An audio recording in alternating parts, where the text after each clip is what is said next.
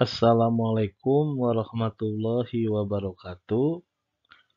Selamat pagi teman-teman. Kembali lagi dengan channel Areji Story.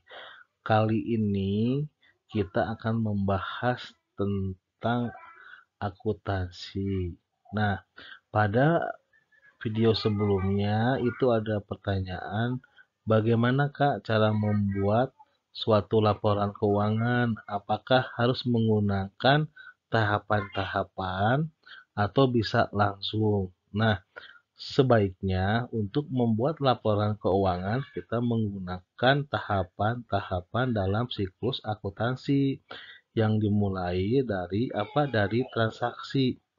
Dari transaksi, nanti teman-teman di sini mulailah tahapan awal untuk membuat siklus akuntansi, di mana transaksi yang berupa kegiatan suatu perusahaan yang menyangkut keuangan, baik itu pembelian, pembayaran, penambahan modal, gitu kan. Itu ada kita identifikasi dan analisis masuk kepada kolom akun yang mana. Contoh misalkan adanya penambahan modal pada awal tahun. Nah, ini ada suatu transaksi. Dari transaksi tersebut, coba kita identifikasi. Ini kalau ketemu transaksi seperti ini, kita analisis, oh berarti ada dua perubahan akun yang terjadi, yaitu akun kas bertambah di debit, dan akun mana? Dan akun modal bertambah di kredit. Jadi kita untuk tahapan-tahapan ini sangat membantu dalam membuat suatu laporan keuangan. Coba nanti saya akan menjelaskan ya lebih detailnya tahapan-tahapan tersebut. Teman-teman simak dengan baik ya. Baiklah teman-teman, sekarang kita akan coba membahas, mengulas, menjelaskan dengan detail bagaimana sih siklus akuntansi itu. Bagaimana sih proses dari siklus akuntansi itu dan bagaimana tahapan-tahapan dalam membuat suatu laporan keuangan yang baik sesuai dengan siklus akuntansi. Siklus akuntansi merupakan urutan kerja yang harus dilakukan oleh akuntan sejak awal hingga menghasilkan laporan keuangan. Nah, itu yang disebut dengan siklus akuntansi. Di dalam siklus akuntansi itu dimulai dengan yang namanya identifikasi transaksi. Jadi, awal sebuah laporan keuangan itu dasarnya adalah bukti transaksi. Salah satu bukti transaksi itu banyak, teman-teman. Kalau kita melihat, bukti transaksi itu bisa berupa misalkan cek, terus faktur, terus kwitansi, nota. Nah, itu disebut dengan bukti transaksi. Jadi, tahapan pertama adalah identifikasi dan analisis transaksi. Jadi, dari semua transaksi yang ada, kita identifikasikan dan analisis transaksi tersebut. Masuk ke dalam golongan mana? Misalkan kita ambil contoh, perusahaan Tuan A, B menyetor kas sebagai modal awal. Nah, ini kita identifikasi, kita analisis. Oh, apa ya? Jika ketemu dengan transaksi seperti ini, nanti maka transaksinya apa? Oh, ternyata ada perubahan dua item, yaitu antara kas dan modal. Di mana kas akan berubah bertambah dan modal akan bertambah pula di kredit. Jadi modal bertambah di debit dan modal bertambah di kredit dan kas bertambah di debit gitu. Jadi ketika ada transaksi penyetoran ada dua yang berubah, dua item atau dua akun yang berubah yaitu akun kas dan modal. Jadi akun kas nih, oh bertambah akun kasnya. Di mana? Di debit. Begitu modal bertambah nggak ya? Oh modal pun bertambah. Di mana? Di kredit. Jadi langkah awal tahapan dalam membuat suatu laporan keuangan itu dengan menggunakan siklus akuntansi. Yang pertama adalah identifikasi, lalu analisis transaksi tersebut. Setelah kita mengurutkan semua transaksi dari awal tanggal, misalkan tanggal 1 sampai dengan tanggal 31, Atau mungkin misalkan selama setahun kita tarik, nah kita baru nanti di situ menganalisis. Setelah menganalisis nanti kita masuk ke dalam tahapan berikutnya yaitu yang disebut dengan apa? Yang disebut dengan jurnal. Nah, jurnal itu apa namanya? Terdiri menjadi dua. Yang pertama adalah jurnal umum. Yang kedua adalah jurnal apa? Jurnal khusus. Untuk perusahaan dagang biasanya hanya menggunakan jurnal umum. Namun untuk perusahaan jasa biasanya menggunakan jurnal umum dan jurnal khusus. Apa sih yang disebut dengan jurnal? Jurnal ini adalah berupa apa? Berupa formulir yang berisi tentang apa? Catatan atas seluruh transaksi perusahaan sesuai dengan apa?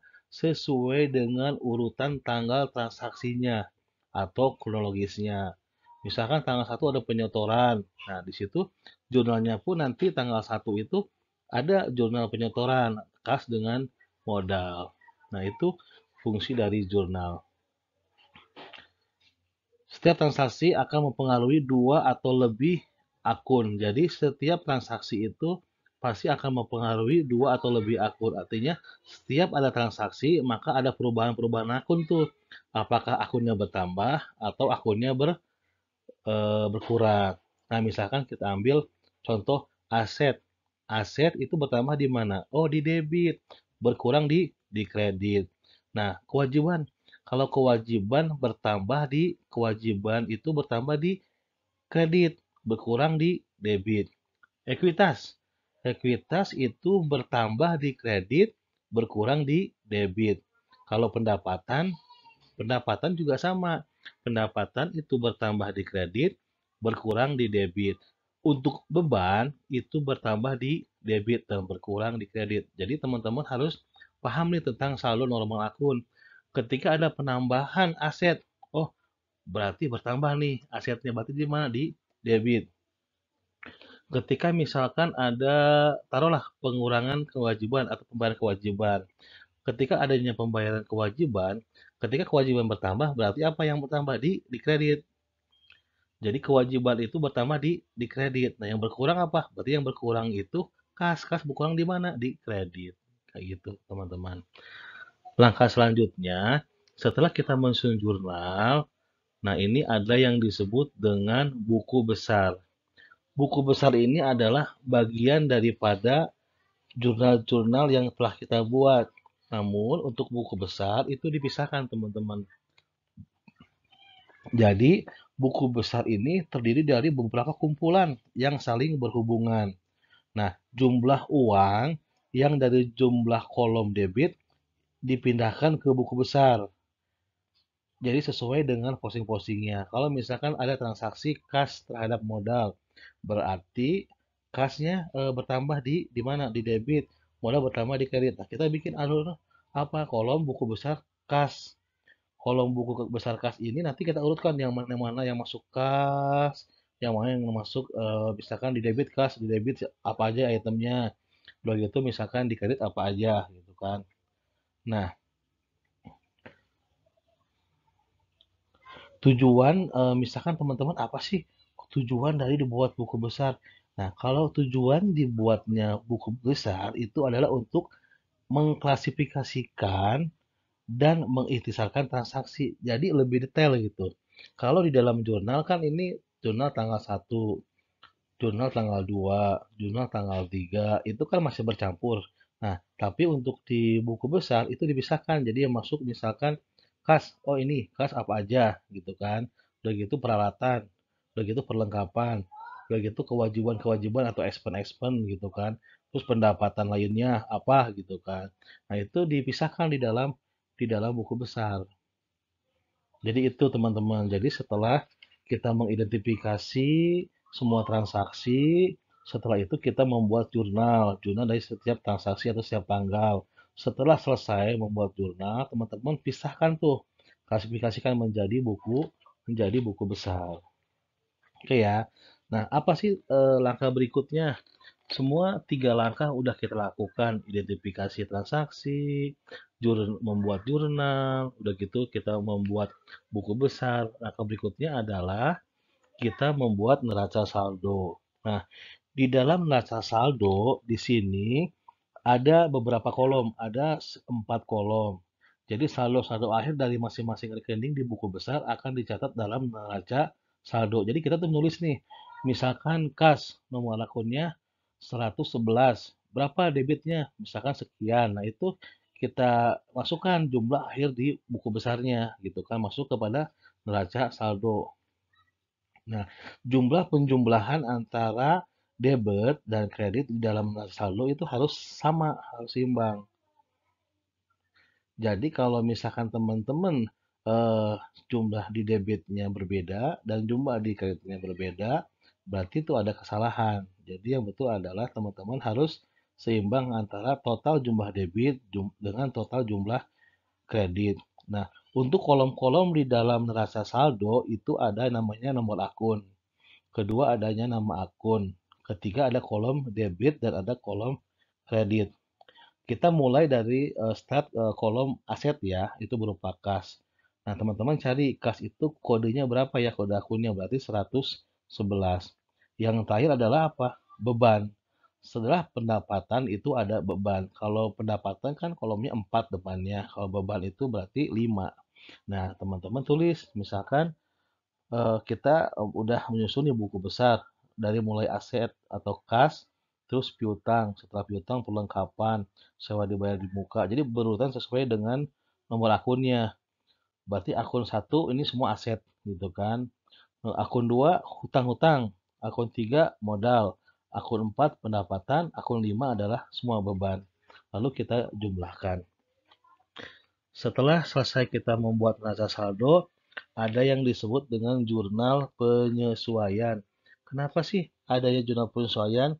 Jurnal penyesuaian ini terjadi jika adanya penyesuaian jumlah dari setiap transaksi yang ada. Misalkan awalnya peralatan jumlahnya itu ada 5, ada disesuaikan ditambah jurnal apa ditambah peralatan misalkan tambah 2. Nah, makanya dibuatlah jurnal penyesuaian.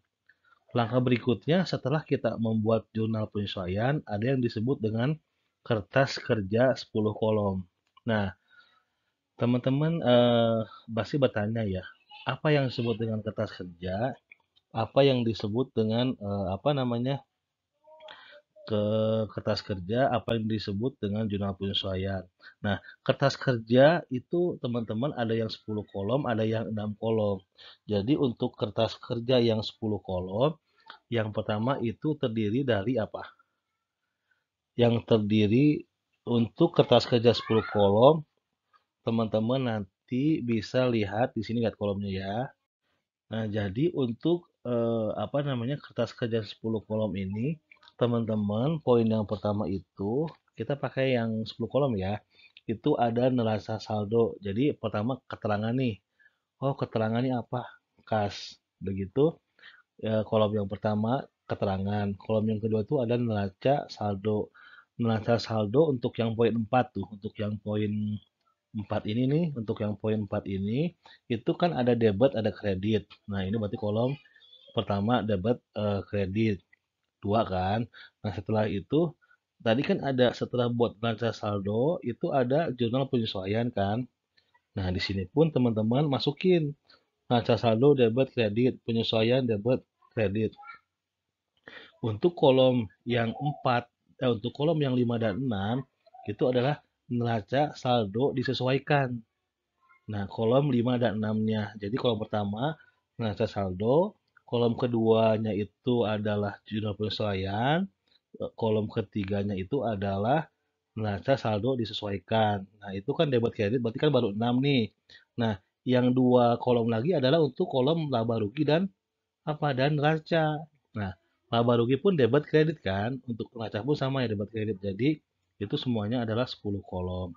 Jadi neraca apa? Jadi kertas kerja 10 kolom terdiri dari neraca saldo, terus apa namanya? Jurnal penyesuaian, ketiga itu adalah neraca saldo disesuaikan, terus keempat itu ada laba rugi, yang terakhir adalah tentang neraca.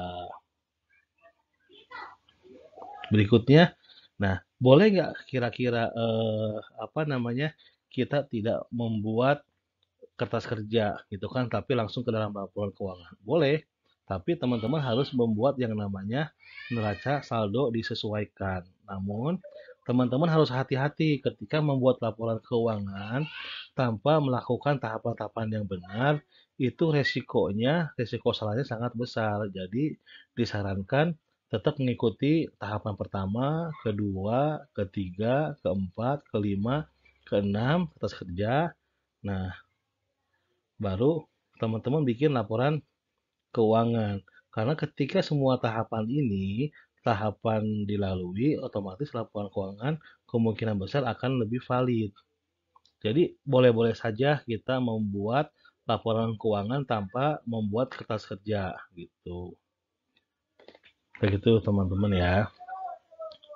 Langkah berikutnya yang ke-8 ini setelah membuat kita laporan keuangan, ada yang disebut dengan jurnal penutup ya. Nah, jurnal penutup ini biasanya teman-teman nanti coba lihat di kolom laba rugi. Jadi nanti teman-teman untuk jurnal penutup, teman-teman lihat di kolom laba rugi, biasanya nanti yang kita tutup itu adalah pendapatan dan beban modal. Nah, jadi misalkan pendapatan untuk kolom jurnal penutup berarti pendapatan terhadap ikhtisar laba rugi. Jadi pendapatan di debit, terus ikhtisar laba rugi di kredit. Nah, udah gitu apa lagi? Oh, beban. Beban berarti ikhtisar laba rugi terhadap beban. Jadi kan pendapatan kan emang di debit ya, kalau beban kan di kredit. Jadi ketika pendapatan di debit, berarti ikhtisar laba ruginya itu di kredit. Begitu modal di debit, berarti modal di debit, ikhtisar laba rugi di kredit. Jadi ini untuk menutup rugi atau bersihnya gitu kan. Jadi ada modal saham. Kalau untuk modal saham atau dividen, teman-teman berarti modal saham dividen, kita tutup nih di mana? Di debit terhadap ikhtisar laba rugi. Jumlah antara debit dengan kreditnya harus balance. Itu untuk neraca saldo untuk membuat jurnal penutup ya. Nah, untuk setelah kita membuat jurnal penutup ada yang disebut dengan neraca saldo setelah penutup. Nah, ini kalau untuk neraca saldo setelah penutup, ini itu ada berapa? Ada 4 kolom. Jadi sama hampir mirip dengan neraca saldo ya. Nanti di sini cuma dia nilai akhirnya saja gitu kan.